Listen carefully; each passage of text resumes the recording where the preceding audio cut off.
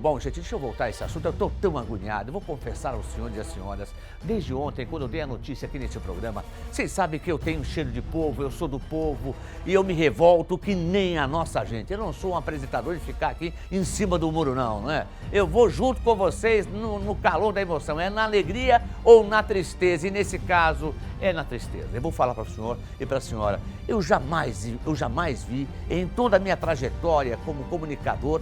São 37 anos já, rádio, televisão, portal de notícias, mídia digital, uma pessoa ser condenada, aliás, por assassinato, para deixar bem claro, tirando a vida do próprio companheiro.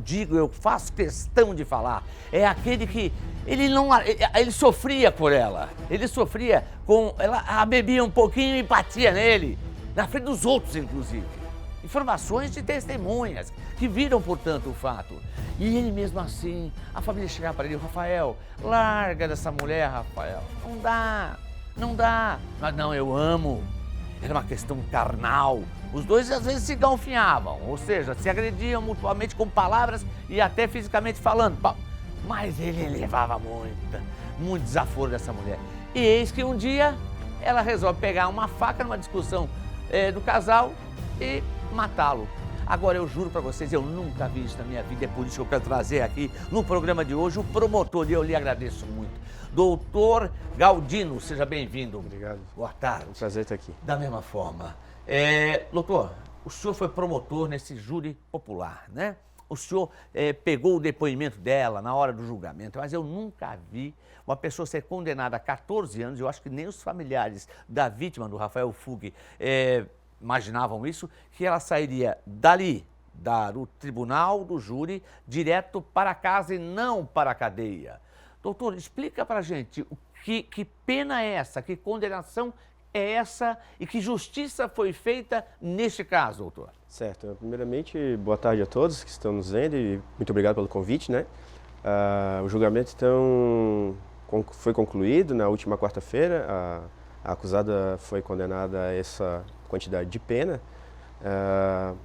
No tocante a esse particular da prisão domiciliar, é importante que fique claro que ela não cumprirá integralmente a pena nessas condições. Porque a prisão domiciliar da qual ela se beneficia hoje, ela é uma prisão cautelar. O que significa isso? Quando ela foi acusada, denunciada pelo Ministério Público para responder esse processo criminal, ela estava presa preventivamente, realmente estava num ergástulo público, aguardando o julgamento. No entanto, no decorrer do processo, ou seja, no período entre o oferecimento da acusação e a marcação da sessão que aconteceu na última quarta-feira, foi deferido a ela, pelo Tribunal de Justiça e não pelo juízo aqui da comarca de Blumenau, o cumprimento desta prisão preventiva, ou seja, uma prisão cautelar, em casa. É um benefício que o Código de Processo Penal concede ou prevê para algumas situações, dentre elas a acusada Jéssica se enquadrava. Por quê? Porque ela tem uma filha que demanda algum cuidado e essa filha tinha na época menos de 12 anos. Então, diante disso, o Tribunal de Justiça entendeu que era o caso de se colocar a acusada Jéssica nessa situação e, posteriormente à condenação dela no Tribunal do Júri da última quarta-feira, a doutora juíza, presidente do Tribunal do Júri, entendeu por seguir o que o Tribunal de Justiça já havia decidido. É claro que isso cabe rediscussão a partir de agora, né, do julgamento foi proferido pelo Tribunal do Júri da comarca, mas o juízo da comarca de Blumenau apenas manteve aquilo que o Tribunal de Justiça já havia dito. O senhor vai recorrer? Eu estou estudando um recurso para verificar a possibilidade de majorar a pena, ou seja, de aumentar esses 14 anos e penso também em rediscutir o cumprimento dessa prisão domiciliar, porque o entendimento dos tribunais superiores é no sentido de que a sentença proferida pelo Tribunal do Júri é passível de execução imediata. Bom, o senhor é promotor de justiça, ou seja, promove a justiça e faz ela acontecer em prol da família, da vítima, enfim, a sociedade como um todo, quando o senhor está ali no dever, cumprindo o seu dever. Esta pena de 14 anos, independente se ela é de domiciliar ou não, né, cesseada de liberdade por parte da lei, ela foi justa, na sua opinião? A condenação foi justa, sem dúvida nenhuma. Depois de estudar muito o processo, aliás, o Ministério Público usou todo o tempo que dispunha, né, para externar suas razões ali na sessão, mas os 14 anos, claro, penso eu que é cabível e possível uma rediscussão ali da quantidade de tempo que foi a ela atribuída em termos de condenação. Certo. O doutor Carlos Alberto Galdino, vou lhe perguntar uma coisa, promotor. Deixa as imagens na tela aí, se possível, com relação ao julgamento.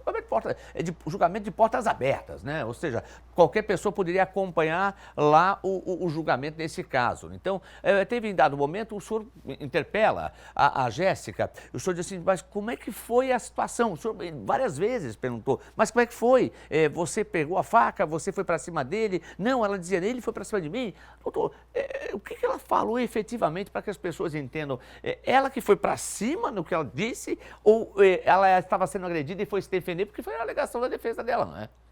A denúncia do Ministério Público, a acusação que pesava contra ela, não colocava em nenhuma hipótese o exercício de nenhuma defesa, né, por parte da Jéssica. Então, era o que a defesa dela trouxe para julgamento. Os jurados não acolheram essa tese de que ela se defendeu. A dinâmica do fato criminoso por ela colocada quando interrogada não encontrava compasso, não encontrava amparo nas diversas provas técnicas que foram produzidas ao longo de todo o processo. Portanto, ou seja, o que ela dizia não fechava com a realidade dos fatos em função até da que a polícia científica passou de informação. Exatamente, né? Perfeito. Então, foi isso que foi colocado aos jurados de forma bastante tranquila e detalhada ao longo da sessão.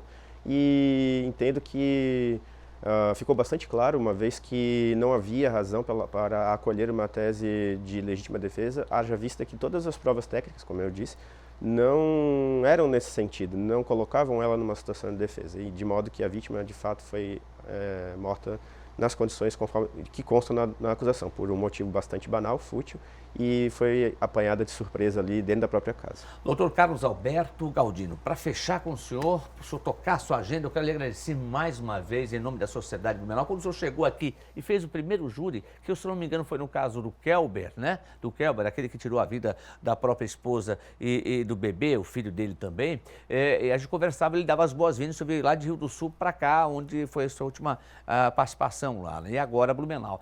O senhor acha que essas leis que nós estamos vivenciando, desse Código Penal, que é uma frase clichê e que eu também compartilho da mesma, que nós estamos aí com um Código Penal ultrapassado, década de 40, uma colcha de retalhos, e pensa em retalhos, o senhor acha que precisa mudar? Por exemplo, casos como este que atacou uma creche particular aqui em Blumenau, em abril do ano passado, o caso desse menino lá que planejou e executou, participou da morte do pai e tentou contra a mãe em Indaial. Doutor, enfim, qual é a sua opinião a respeito desse nosso Código Penal? O Código Penal ele já está bastante ultrapassado diante do tempo que ele foi publicado. As penas que ele previa para intimidar o criminoso já não se afiguram suficientes, uma vez que a delinquência e a reincidência só aumentam. De fato, são questões que devem estar na ordem do dia do parlamento, deveriam estar, na opinião deste que fala, e nós sentimos que é necessário que haja um recrudescimento aí das penas de privação da liberdade daqueles que decidem, claro, violar a legislação posta. Promotor, aproveite aí, tem um parlamentar lá do Legislativo Federal que está aqui no estúdio, daqui a pouco vai participar a respeito desse assunto envolvendo como é que está o trabalho, a respeito da segurança nas creches, enfim, e até para dar uma cobradinha nele também para a gente mudar essa lei, esse Código Penal que está na hora mais do que nunca. Doutor Carlos Alberto Galdino, promotor de justiça que atende aqui na comarca de Blumenau, o senhor não sabe, o senhor não tem como mensurar a honra que eu tenho em entrevistá-lo e ter alguém do Poder Judiciário conosco aqui para poder falar com a sociedade como um todo, que é nada mais nada menos que o patrão de todos que exercem cargos públicos.